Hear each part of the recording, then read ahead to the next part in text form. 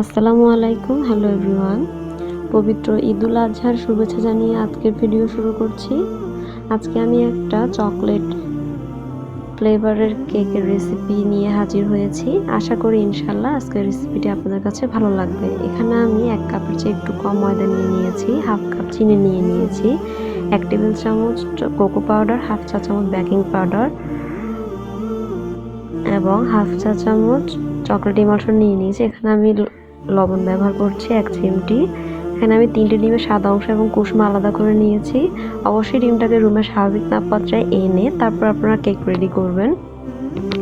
আমার বিটারের একটা কাঁটা আমি খুঁজে পাচ্ছিলাম না, এজন্য আমি একটা কাঁটা দিয়েই ডিমের ফোমটা তৈরি করে নিচ্ছি।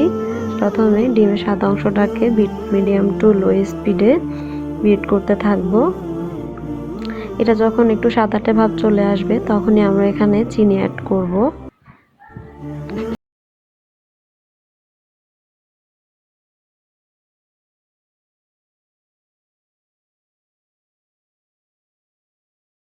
স্পিডে বিট করতে করতে যখন এটা এরকম সাদাটে ফোমের ভাব চলে আসবে তখন আমি এখানে চিনি দিয়ে দিচ্ছি।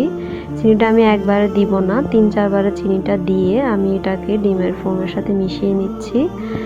এখন আমি এটাকে চেক করে নিব যে চিনির কোনো অবশিষ্ট দানা আছে কিনা। যদি চিনির কোনো অবশিষ্ট দানা না থাকে তাহলে আমি এখানে ডিমের কুসুম দিয়ে দিচ্ছি। এখানে আমি প্রায় 1.5 টেবিল চামচ সয়াবিন তেল ব্যবহার করেছি। এটা আমি কুসুমের সাথে মিশিয়ে রেখেছিলাম। এটা দিয়ে কয়েক সেকেন্ড বিট করা হয়ে গেলে আমি এখানে চকলেট ইমালশনটা দিয়ে দিচ্ছি। চকলেট ইমালশনটা দেওয়া হয়ে গেলে এটাও কয়েক সেকেন্ডের জন্য মিশিয়ে নেব। এবার আমি এখানে একটা চালনির সাহায্যে সব শুকনো উপকরণ একসাথে দিয়ে চালনির সাহায্যে চেলে নিচ্ছি। শুকনো উপকরণটা আমি একবারে দিব না, আমি 3-4 বারে দিব। আমি একটা হ্যান্ড হুইস্কের সাহায্যে অল্প অল্প করে শুকনো উপকরণ দিব এবং মিশ্রণটাকে মিশিয়ে নেব।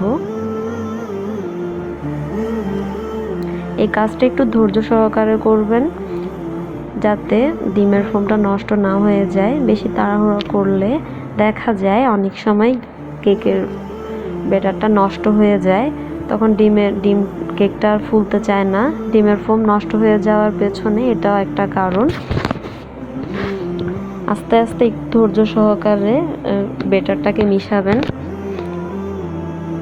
তা আমার ব্যাটারটা মিশানো হয়ে গেছে। আমি একটা 7.5 ইঞ্চি মোল্ডে তেল ব্রাশ করে একটা কাগজ বিছিয়ে দিয়েছি। এখন আমি কেকের ব্যাটারটাকে এখানে ঢেলে নিচ্ছি।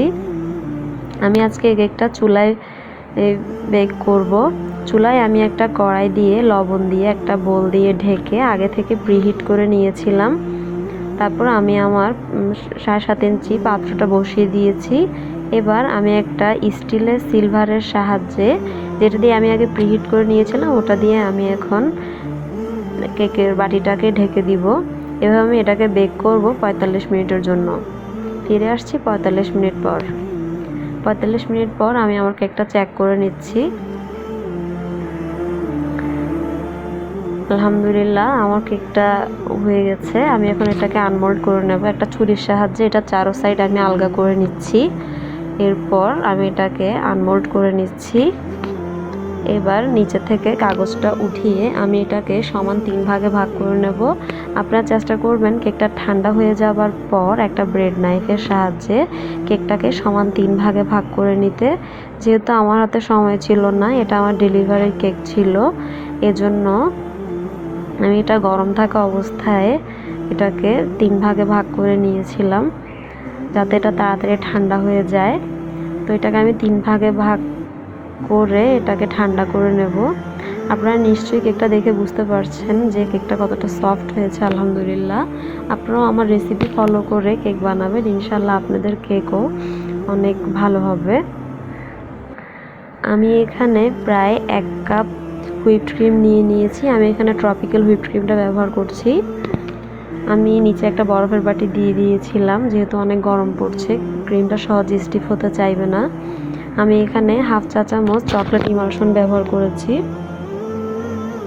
আপনারা চাইলে কোকো পাউডারও ব্যবহার করতে পারেন যদি আপনাদের কাছে চকলেট ইমালশন না থাকে। তো বিট করতে করতে এটা ঘন হতে থাকবে, আপনারা কিছুক্ষণ পর চেক করে নেবেন। অবশ্যই ক্রিমটাকে ওভারবিট করা যাবে না, ওভারবিট করলে আপনারা ডেকোরেশন করতে পারবেন না। বিট করতে করতে যখন ক্রিমের মধ্যে এরকম চোখা ভাব চলে আসবে তখনই বুঝতে পারবেন যে ক্রিমটা বিট করা হয়ে গেছে। তো 7.5 ইঞ্চি কেকের জন্য আমি এখানে 8 ইঞ্চির একটা বোর্ড নিয়ে নিয়েছি। আপনারা চেষ্টা করবেন আর একটু বড় বোর্ড নিতে, তাহলে কেকটা দেখতে ভালো লাগে। প্রথমে বোর্ডে আমি কিছুটা ক্রিম লাগিয়ে নিয়েছি এবং সবার উপরে যে অংশটা ছিল ওই অংশটা আমি দিয়ে দিচ্ছি। এখানে আমি সুগার সিরাপ তৈরি করে নিয়েছিলাম। এখানে আমি 1/3 কাপ পানির সাথে 1.5 টেবিল চামচ চিনি মিশিয়ে নিয়েছি। প্রথমে সুগার সিরাপ কেকের চারো সাইডে দেওয়া হয়ে গেলে আমি এখানে প্যালেট নাইফের সাহায্যে ক্রিম দিয়ে দিচ্ছি। ক্রিমটাকে আমি সমানভাবে চারিদিকে ছড়িয়ে দিচ্ছি।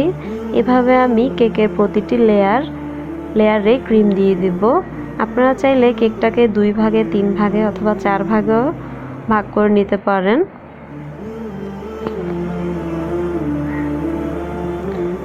তো এভাবে আমি কেকের প্রতিটি লেয়ারে সুগার সিরাপ এবং ক্রিম দিয়ে দিচ্ছি। সর্বশেষ কেকের নিচের যে অংশটা ওটা আমি সবার উপরে ব্যবহার করব, যেহেতু ওই অংশটা সমতল থাকে, কেকের ফিনিশিং আনতেও খুব একটা কষ্ট হয় না। এজন্য আমি ওই অংশটা সবসময় উপরে ব্যবহার করি। আপনারাও চেষ্টা করবেন ওইটা উপরে দেওয়ার জন্য।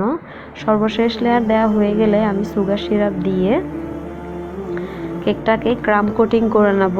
আপনারাও চেষ্টা করবেন কেককে ক্রাম কোটিং করে নিতে, কারণ এই লেয়ারে যখন আপনি ক্রিম ব্যবহার করবেন অল্প একটু ক্রিম দিয়ে পুরো কেকটাকে কাভার করে নেবেন।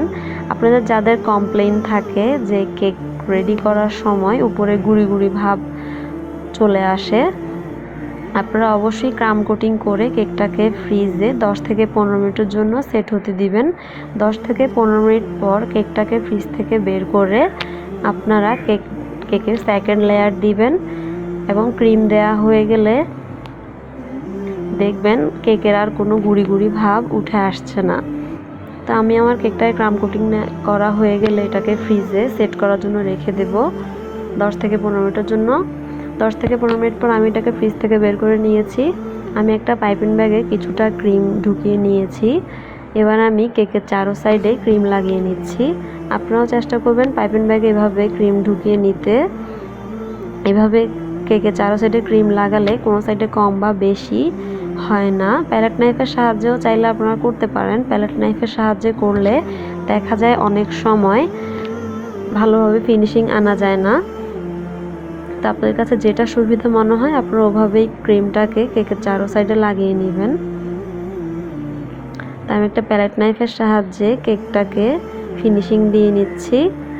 ভিডিওটা এমনিতেই অনেক বড় হয়ে গিয়েছে, এজন্য আমি কেক ফিনিশিংয়ের ফুল ভিডিওটা দেইনি। আমি অফ ক্যামেরায় আমার কেকের ফিনিশিংটা করে নিয়েছিলাম। যদিও আমার কেকের ফিনিশিং খুব একটা ভালো হয় না, আমি মোটামুটি ফিনিশিং এনে তারপর কেকটা ডেকোরেশন করে দিয়ে দেব। এভাবে প্যালেট নাইফের সাহায্যে আমি কেকটাকে ফিনিশিং দিয়ে নিচ্ছি। কোনো দিকে যদি ক্রিম বেশি বা কম থাকে ওই সাইডগুলো ঠিক করে নিব।